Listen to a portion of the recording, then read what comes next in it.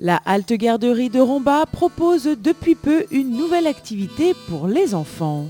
En effet, pour poursuivre dans leur pédagogie, le personnel a souhaité ajouter un élément supplémentaire à l'éveil de l'enfant en faisant appel à Régis, intervenant musical. Régis est un éducateur de jeunes enfants, donc qui a une très bonne connaissance de l'enfant et de la façon dont il peut amener les choses auprès d'un public si petit. Et c'est une découverte nouvelle, donc dès que ce sont des choses supplémentaires, on se rend bien compte de tout ce que ça peut apporter dans une collectivité. On a de la gym, on a de l'éveil musical, il y a un certain nombre d'autres choses qu'anime l'équipe. Et donc là, c'est une activité supplémentaire avec des objectifs un petit peu nouveaux, et en sachant que les enfants n'ont pas toujours la possibilité, aussi petits, d'avoir affaire à ce type d'activité. Tous les mardis après-midi, pendant 40 minutes, Régis vient donc enchanter et rythmer le monde des enfants avec sa musique, ses objets, ses instruments et surtout sa bonne humeur, en concentrant ses séances autour de 3 temps forts. Au départ, il y a toujours un petit rituel pour rentrer en contact avec les enfants. Déjà, j'arrive dans la salle en utilisant un instrument, en produisant des sons, en ayant des attitudes, des mimiques, etc. pour entrer un petit peu en contact. Ensuite, j'ai une chanson qui est une chanson rituelle pour se dire bonjour. Enfin, j'en ai plusieurs, mais disons que c'est une chanson qui va rester un certain temps pour donner un petit repère aux enfants aussi, que j'interprète au ukulélé. Déjà, sur cette chanson-là, j'invite les enfants à participer avec moi, à faire des mouvements, à me répondre, etc. Ensuite, il y a une phase qui est une phase de chant, mais alors c'est très imagé parce que comme on est dans le monde de la petite enfance, on verse beaucoup dans l'imaginaire.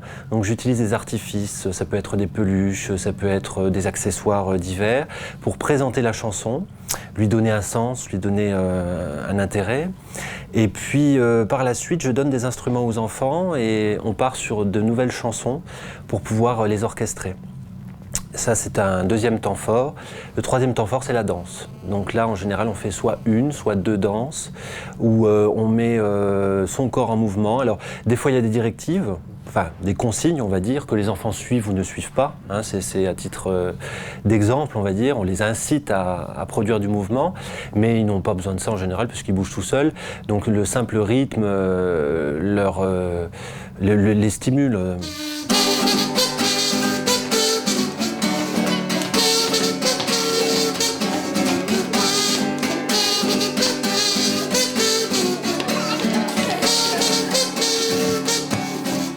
Ces différentes phases permettent ainsi à l'enfant de mettre ses sens en éveil et d'atteindre les objectifs de ces séances.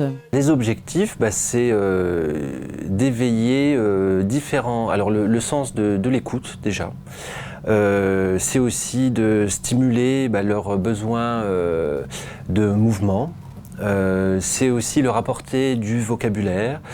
Faire en sorte qu'ils soient sensibles à des airs musicaux, faire en sorte qu'ils soient, on n'est pas très ambitieux à cet âge-là par rapport au rythme, par exemple.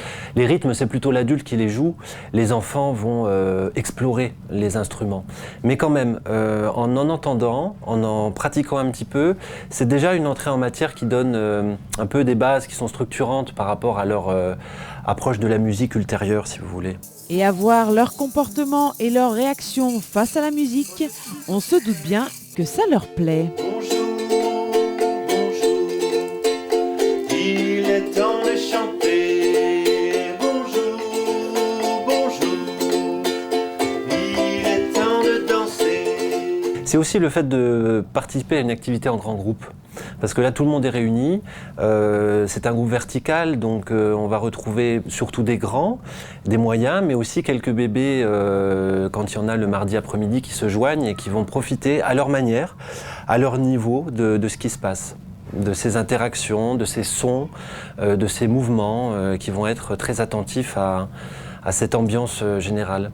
Régis est intervenant musical, mais aussi éducateur jeune enfant, un réel atout pour entrer dans le monde de ces bambins. Je pense que le fait d'être éducateur de jeunes enfants, ça aide à entrer dans le monde de l'enfant et de proposer des contenus adaptés, en fait, de savoir susciter leur intérêt aussi, de ne pas simplement présenter des instruments ou jouer des morceaux ou chanter des chansons, mais vraiment entrer d'abord dans leur monde pour ensuite les faire participer à toutes ces interactions qu'on leur propose.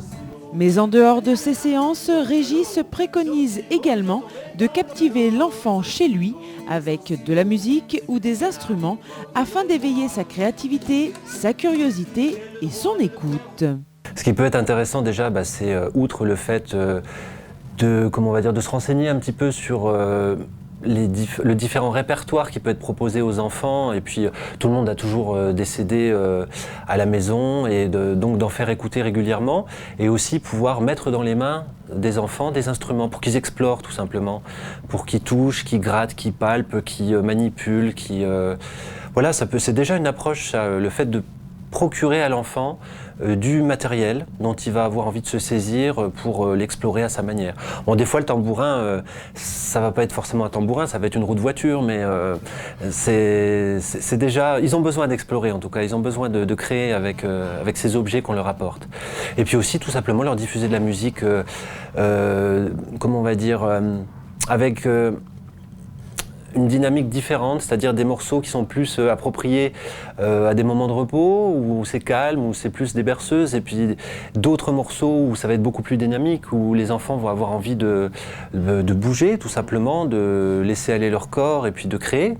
Ces séances d'éveil musical se déroulent dès le mois de septembre jusqu'aux périodes estivales, permettant ainsi à l'enfant de découvrir la musique de façon ludique et de connaître de nouvelles activités bénéfiques à son apprentissage et à son évolution.